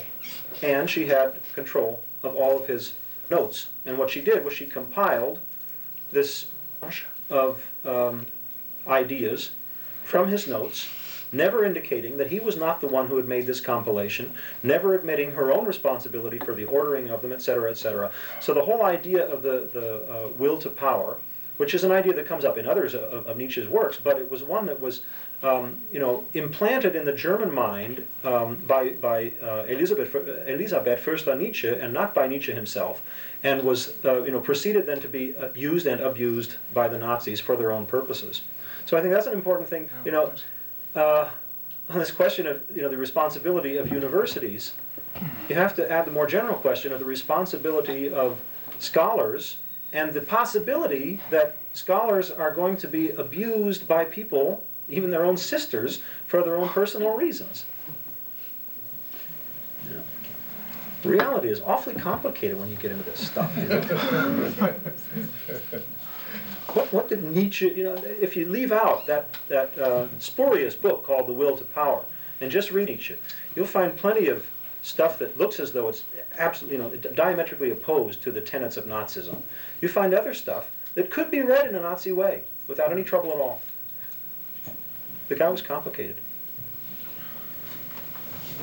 Yeah, Gene. I'd like to refer to your quote that Hitler made about the scientists. If we have to get along without them for a few years, we'll get along without them. Well, it was that attitude cost him the war. That's right. And we have to realize a few things. There was about, I believe, a 2-year differential with the atomic bomb. We were ahead about 2 years. And if he had the scientists there, it might have been a whole different story. That's right. And if he had gotten the bomb, he would have used it, and no question about it, in a much more indiscriminatory and terroristic way than we ever conceived of using it. Maybe and maybe not. Well, One never knows. we don't know, but we know how, well, We know how we use another it. bit of evidence, wait a minute, another bit of evidence, bringing it right up to date. The terrorist weapon that has been used since January 16th in the Middle East, in my estimation, and I was alive when the first one went off, was a V-2 rocket, a German V-2 rocket. Its performance and specifications matched the V-2 exactly. There were German parts in it.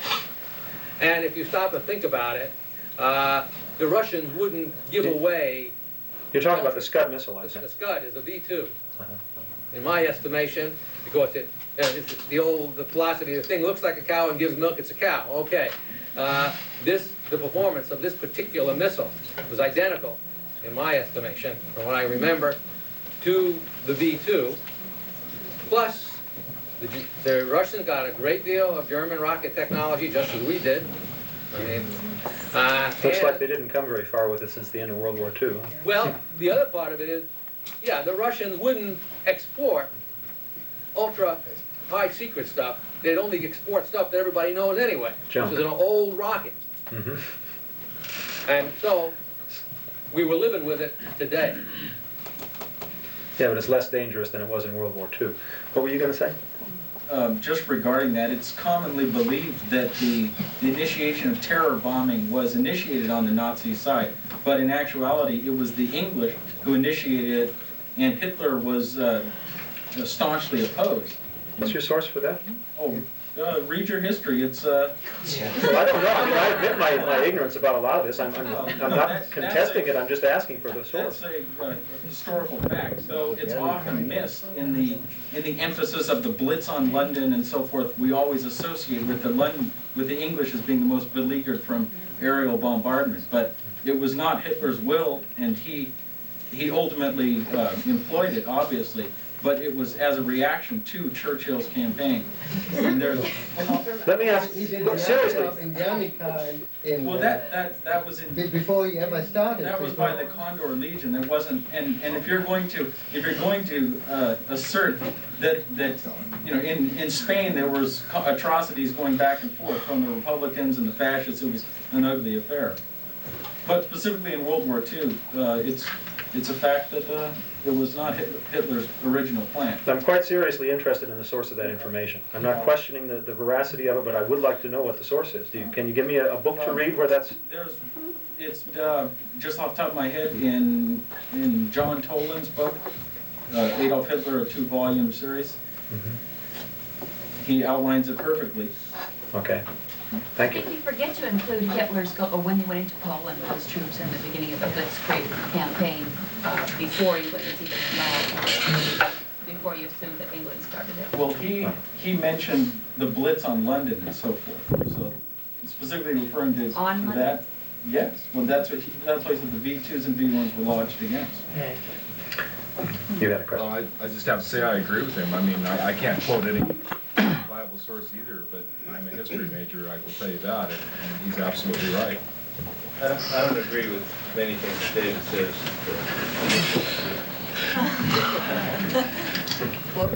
Yeah, this is fascinating. I sure would love to find out, why, I mean, first of all, where the information is and how you're sure that it's unassailable. And second, why not more has been said about it. On that, what happened was originally the aerial bombardment had taken place on both sides, specifically against military targets. Then, on a nighttime raid, since the daylight raids were too disastrous for the Germans, they went to nighttime raiding. Inadvertently, they did bomb a residential area in London. Yeah, their bombs weren't smart ones, I can. No, they weren't. And for that, they issued an apology. After that, England bombed the Ruhr and continued to do that 3 separate times. And then Hitler warned them, if another raid upon population centers persisted, that there will be a retaliation on London itself. And upon that, he gave the famous speech in the Sportpalast, you may know it, where he says, "Wir würden ihre Städte ausradieren." But it was a threat if they bombed. That night, they bombed Berlin proper, and then the population bombing ensued thereafter. The sequence. War is hell, right? Roger, I wanted to ask you, I'm trying to think about what you were saying. I didn't understand a lot of the vocabulary and the references, but is it possible that a real bastard and anti-Semite could write, compose beautiful music? And as an analogy, could a anti-Semitic person construct philosophy that does say for us in the world?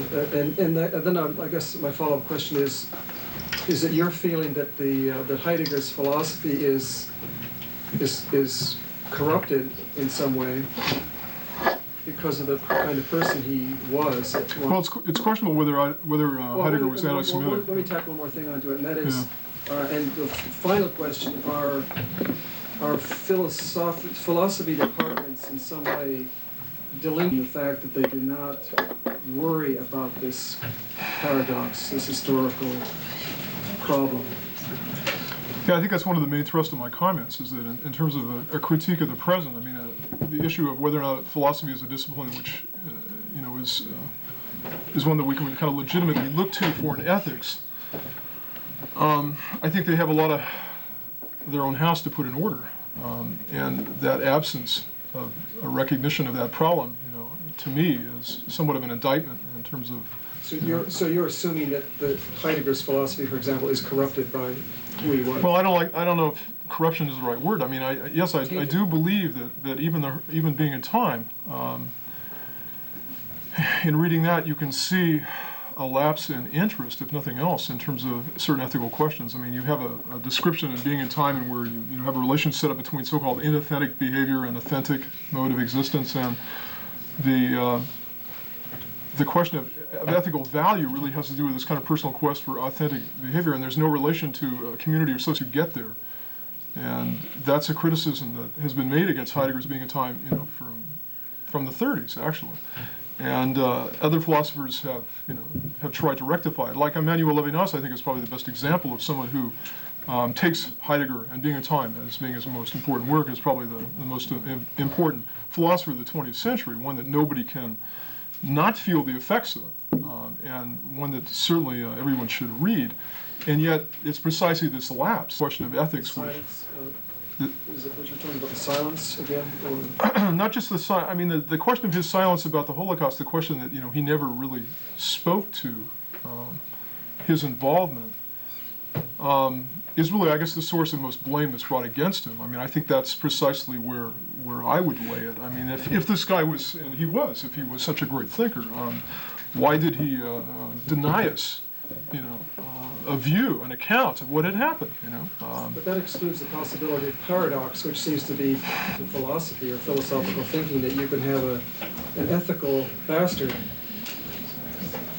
writing good philosophy. Can I jump in at this point, say something about that? I think one thing that's easy to overlook is that at the time when Heidegger was running his number, when he was chosen rector of the Universität Freiburg in 1933, and when he came out with his, what's it called, rectoral address or something,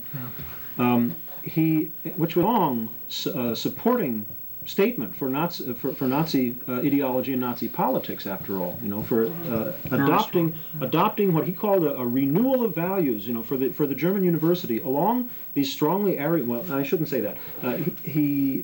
He saw in Hitler, based on what I've read about him, he saw in Hitler somebody who was going to shake things up, and he saw that as very necessary for German society in general, and German universities in particular. So he thought, presumably, at the time when he did what he did, that he thought that he was doing something of high ethical values. That he didn't conceive of himself as somehow delving into the slime for personal gain or something like that. He made considerable sacrifices in terms of his own Fachphilosophie that, he couldn't, during the term of his rectorship, he didn't have any time for philosophy. And somewhere there was a comment, too, about how he basically, for a long time, beyond the time that he was actually rector, he didn't have it in him somehow, philosophy.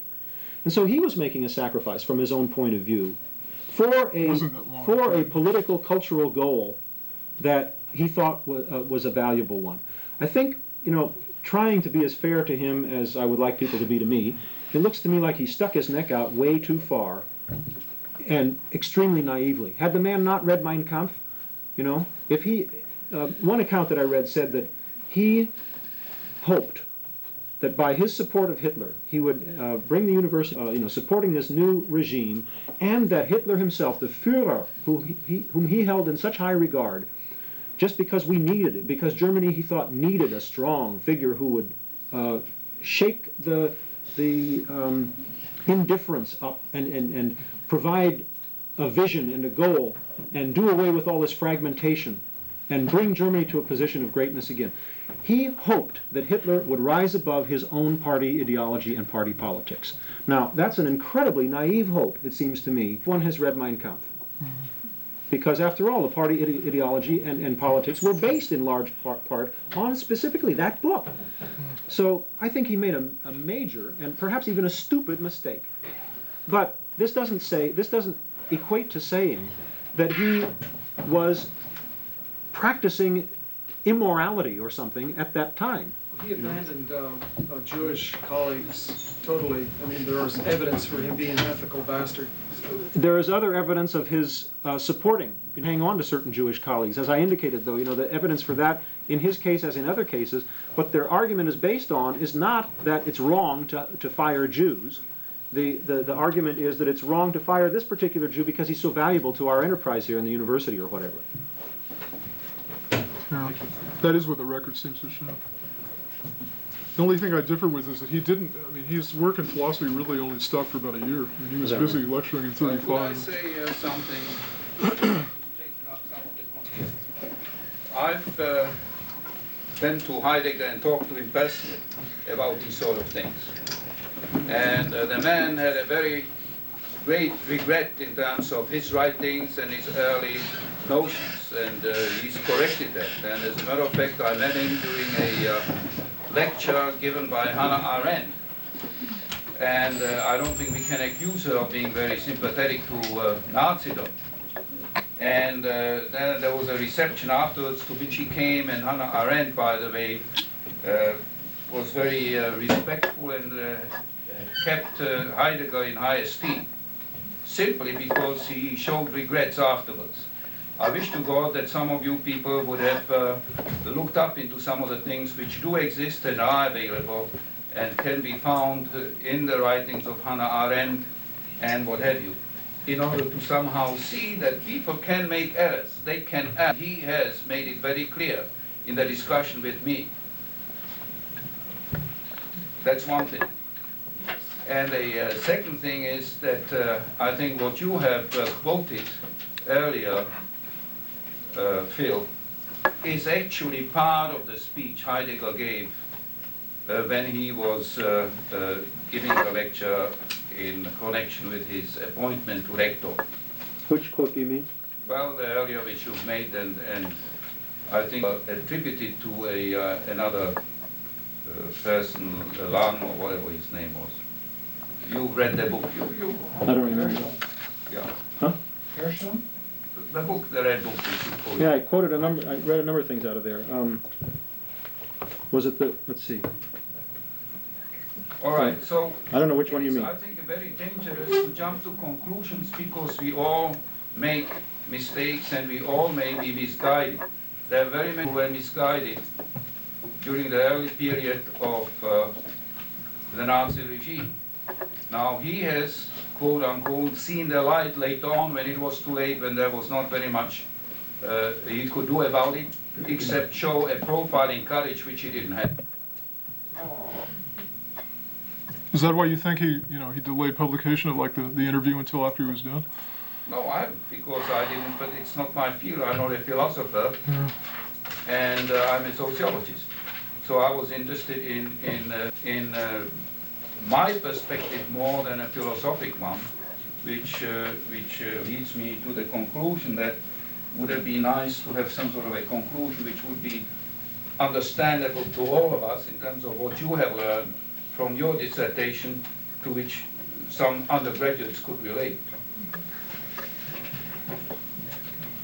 Yeah. In your talk, I thought it was interesting as far as Paul de Man, sort of an irony you were bringing out, is despite his with the Nazis, I mean, he has left behind, especially in his work in deconstruction, some extremely powerful tools for just accessing the Holocaust and thinking about it. And in one sense, then, he was far from silent. Exactly, yeah.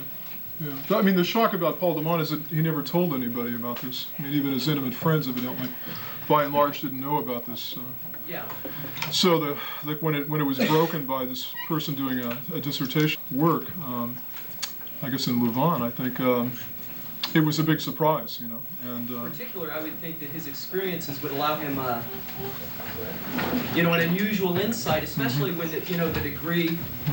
I mean, he's a very subtle politics he's talking about, especially as you brought up this politics of silence.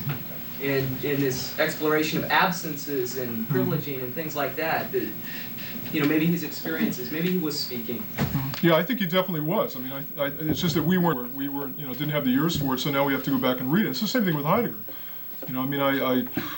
Heidegger's turn. I mean, there's this radical difference between his early work and his later work, and I think most scholars, look at that turn, as John was pointing out, in terms of his dealing with this question of his involvement in politics. And the problem is, I think that the scholars on his later work are not finding the kind of wealth, that you can find in Paul de Man on this particular question. I mean, that's where the criticism was, I think. You quote quite extensively from the Farias book, but it's also true that book has come in for quite a bit of criticism. Actually, I didn't quote from the Farias book. Well, and you seem to base quite a bit of your speech upon it. Yeah. And the fact that it's not a good book. That book has received quite a bit of criticism, specifically in the charge is made that it has raised little new, and what new it says is mostly untrue. Well, that book is I don't know if there's a debate here, but I mean, that book has gone through a number of versions. I mean, the original came out in French, was very poor, evidently. I have not seen that, but I think the main criticism against Farias is well taken. Everybody's made it. Yeah, it's a slapdash job, but the thing that's interesting about it is it was a slapdash job that had to get this thing going. This thing going, created a resurgence in this interest in this question like it had not been seen before. The substantive work in that book was done by Hugo Ott, a historian at Freiburg, and his work, is received no criticism by anybody. Well, the most ridiculous part that appears in that book is the psychological affinity that he held for the 15th century Catholic Judaism, I know, which almost discredits the whole work. And it does. They should have left that out. Is that you based your whole your whole presentation on critiquing and saying that the general trend is implicating him as to be some crypto-Nazi, when actually I don't think the debate is nearly ended.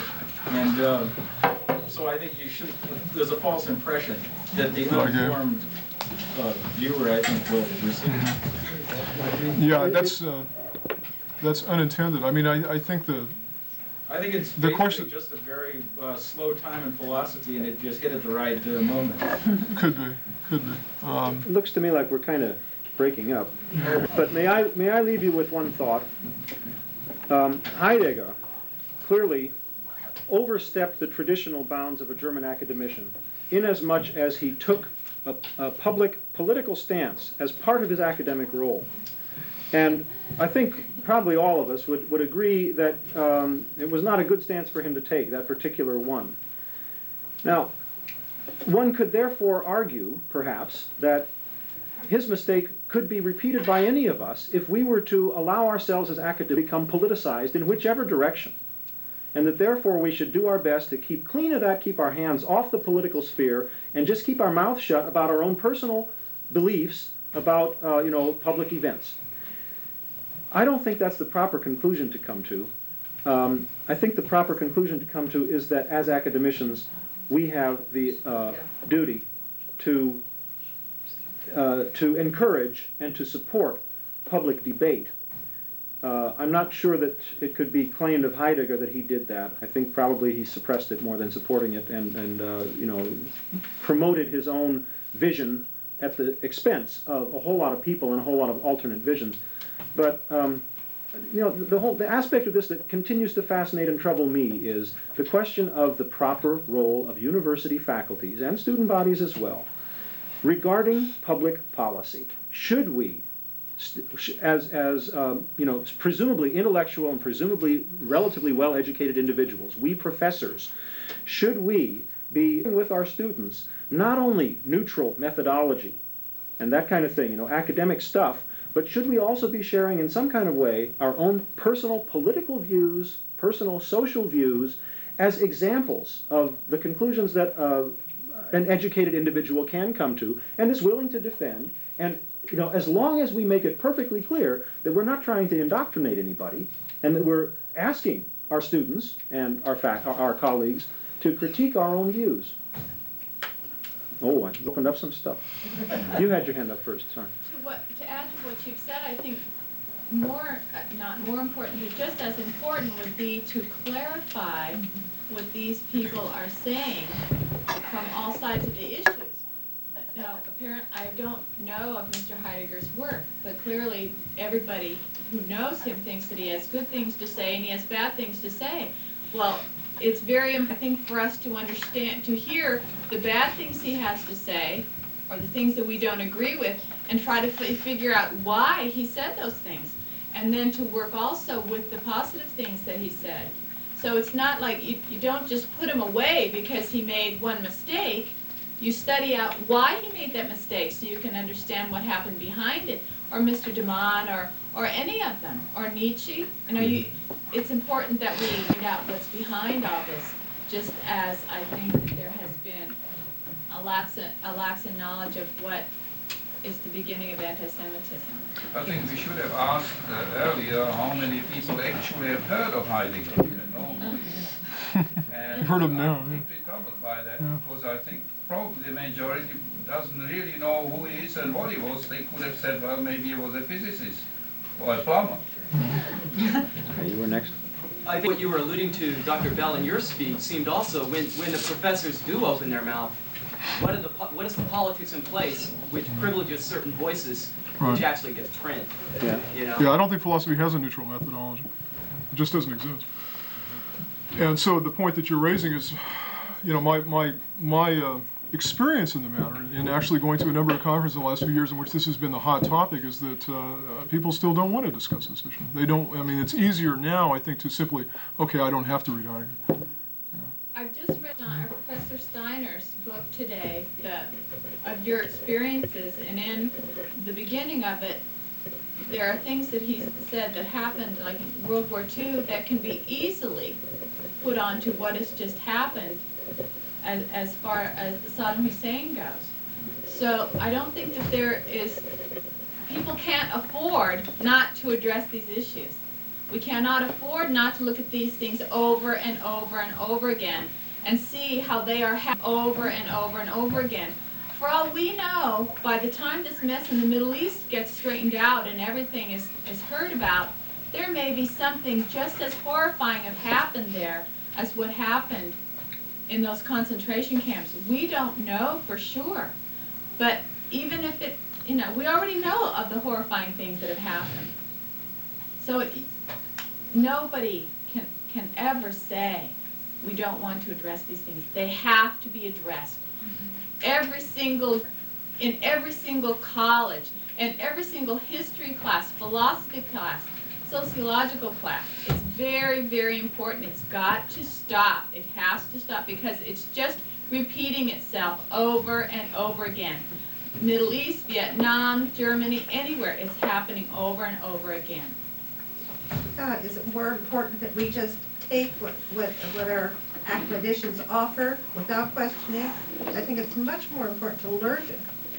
And if you do have a responsibility, it's to encourage that uniqueness, that ability to question and to look at something and say, oh, you know, maybe it is right, maybe it isn't right, and we can make up our mind. You know, this brings up an uneasiness that I have about what tends to go on in universities and in scholarly contexts, and that is that people laudably are taught to question, and do question and question and question, but often at the expense of ever finally position. And where, you know, any position that you end up taking is going to have dogmatic aspects to it. You can't avoid that. As soon as you make a decision, you're being dogmatic. And the question that I don't have a good answer to is, you know, where on the moral spectrum, you know, of informing ourselves, and, you know, it's obviously, it's bad to make uninformed decisions, right, and to base actions on uninformed decisions. So we have to inform ourselves, but sooner or later the decision has to be made. If we never make the decision, we'll just go informing ourselves till the cows come home or until we die, and we've done nothing worthwhile. It seems to me that there is a genuinely existential dilemma that confronts us there of deciding when it's okay to say, I know enough, and now I'm going to take this position, and I will continue to support this position until I learn something that proves to me that the opposite or something different is better. I don't know, I still think that's preferable to not questioning. Yeah, you got to question. The question is when you stop questioning. Let's see, the guy in the back, had your hand up. I think you brought up an interesting point, Dr. Beard, about professors presenting. I think that it is important for professors to give their own opinions, not enforcing them on their students, but to give their opinions. I mean, I think that that's why you're professors, is to give your opinions on what you have. When you read philosophy, you're reading someone's opinion. And I think it's important for the professor to give their opinion on what they're talking about. If it's the Holocaust, the President of the United States, no matter what. It's just something that's important.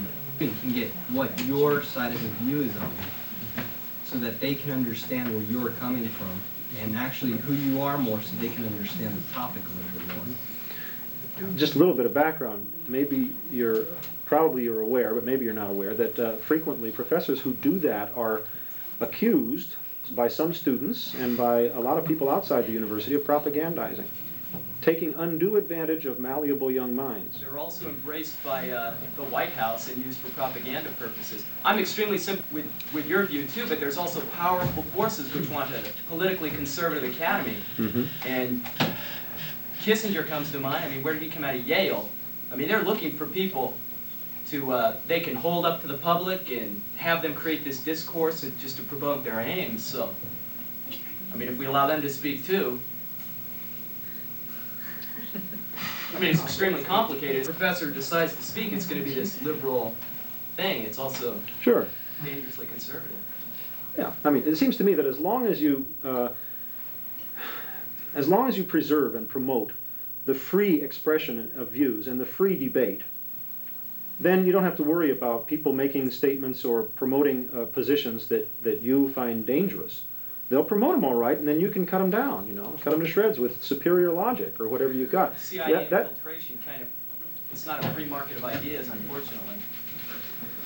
Well, then Sterling. I want to ask you a question, John. Did Heidegger, when you talked to him, has he ever written a statement or an apology or something like that? Because it wasn't common knowledge, at least wasn't my knowledge, that he had regretted his actions, his position. Well, he was a broke man, number one. And he was prevented to really appear very much in public. He was not accepted, rejected, and shamed. He was used as a scapegoat, in a very similar fashion as some of the Jews were used as scapegoats. And I don't particularly agree with that. I don't particularly agree with that.